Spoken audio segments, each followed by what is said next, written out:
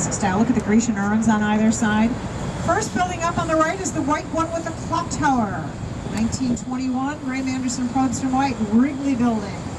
The clock tower is based on the Giralda Tower in Seville, Spain. 6 different colors of terracotta getting lighter as it goes toward the top. Second building on the right, Tribune Tower, Owls and Hood. 1925, the result of an architecture contest sponsored by the then owner and publisher of the Tribune, Colonel McCormick. Over 200 architects from 20 different countries participated in that contest, but many people feel the contest may have been fixed because Colonel McCormick really liked the Butter Tower on the Rouen Cathedral in France, but he wanted an American to win. So the top and the bottom of that look a lot like the Butter Tower on the Rouen Cathedral in France. Many people feel the second prize winner, Elio Saarinen, really should have won. A design based on his entries on your left at the site of Fort Dearborn, 333 Michigan. Halliburton Route, 1928. Classic Art Deco. Notice no cornice line. Your eye just shoots right up those columns. Fourth building at this intersection on your left is the London Guarantee Building, 1923 Alfred Alschuler. It's being converted into the London House Hotel. And this area on your left is supposed to look like the area along the Seine River in Paris. As Daniel Burnham thought of Chicago as Paris on the prairie. That's Upper and Lower Wacker Drive, and the balustrades up on top reference Place de la Concorde. Continuing on your left, we have our Gothic rocket or telescope, Mather Tower, Herbert Hugh Riddle, 1928. The white terracotta facade is meant to reference the white terracotta on the Wrigley Building, and the room up on top there is only 9.5 feet wide. So think about whether you'd feel like a prisoner or a royalty if you were up there. Next building I'm going to talk about looks like it has a green hairnet on today. It's got that big temple up on top and 4 small tempietas at the base. That's the Jewelers Building by Frederick Dinkelberg. He's more well known for the Flatiron Building in New York. When that was completed in the late 1920s, jewelers used to bring their inventory home with them at night in their pockets. So they designed that building in such a way that the clients could drive their car right onto an elevator up to the floor where their office was. However, as crime moved off the streets and into the offices and the cars got bigger, they took out the elevator. Today, Helmut Jahn, a German-born architect of international renown, has his offices on the 3rd floor, and he uses that room up on top called Belvedere, beautiful view, for client meetings when it's not undergoing masonry repairs. The smaller tempietas at the base of the cornice line were for water towers, very important after the Chicago fire of 1871. We'll discuss that a little bit further on the South Branch. Now, our former mayor, Mayor Daley II, loved to travel, and everywhere he went, he came back with a new idea. When he got back from Paris, we got all these planters in the streets with flowers. When he got back from San Antonio, Texas, he calls in the planning department, and Riverwalk moves up the list of priorities. So now any new or rehab construction needs public access Riverwalk. Area on your left is being done with government funds, area on your right with private funds.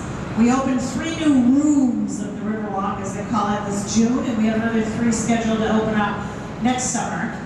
On your left is the Vietnam War Memorial by Chicago architect Carol Ross Barney.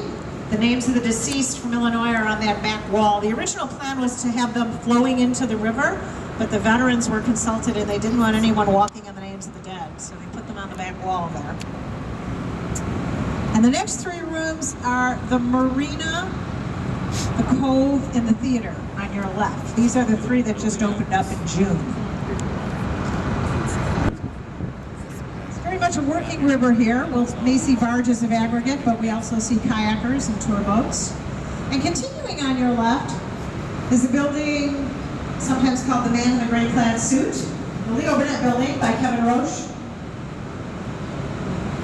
in association with John Duclos and Associates. This is 1989. Kevin Roche came here from Ireland to study at IIT, the Illinois Institute of Technology. He said he was very impressed with Carl Sandburg's poem, Chicago, the city of big shoulders. So he wanted to design a building that would stand up to the street wall. This is based on the idea of a Greek column, 3 distinct parts, base, shaft, and capital. And about 1/3 of the way up, or at hip length, there are subordinated cornices that acknowledge its neighbor, 55 West Wacker. That's the putty-colored building that looks a little bit like a cat scratched its paw down the concrete. That was designed by C.F. Murphy and Associates in the mid-1960s, originally for Blue Cross Blue Shield. And it's an example of what's called brutalism, or raw concrete. It more than holds its own with its 2 hefty neighbors.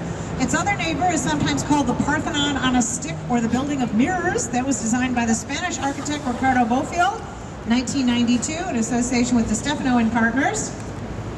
Ricardo Duffield has been quoted as saying, architecture should be fun, should be like theater. So you normally see a pediment, that triangle shape, over the entrance to a Greek temple or the Art Institute.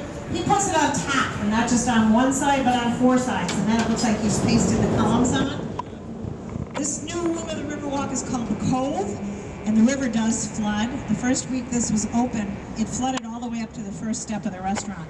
But that's part of the design, all they do is hose it down. This is the more casual part called the Cove. It's supposed to look like you're sitting on stones there. And the plantings are more dune-like. The next building I'm going to talk about looks like a surgeon made a cut on the front of it. That was designed by Gary Handel. It was originally going to be the home of the Shangri-La Hotel. However, when the economy tanked in 2008, activity stopped. The whole thing stayed empty for several years, changed ownership. So it has high ceilings up to in the rooms up to the first cut. And they decided to make it luxury rental residences. Gary Handel said the facade on the front, the cuts reference the river, which he considers one of the great urban landscapes. This new room in the Riverwalk is called the theater. The idea is you sit on the steps and watch the theater of the river, or we could sit on the boat and watch the theater and then watching us. We learned a new architectural term for this, stramp. Stairway plus ramp. Can you see how it goes sideways there and then comes sideways up this way? They light that up at night. They've also tried live music. They're trying different things to see what works best down here at the Riverwalk. The building undergoing a bit of facade work there, shaped like an armchair, LaSalle Wacker Tower, 1930 Halliburton roof, classic Art Deco. Art Deco in Chicago responded to the 1923 building code. We didn't want to end up with what you see in New York sometimes, the canyon approach, where the buildings come up so close to the edge of the street you don't know what the weather's like. So we said you can go up past 260 feet with a quarter of your plot, as long as you have setbacks for light and air. And because our plots are square, you often get that armchair shape for Chicago Art Deco. New York plots are rectangular, so their Art Deco tends to look more like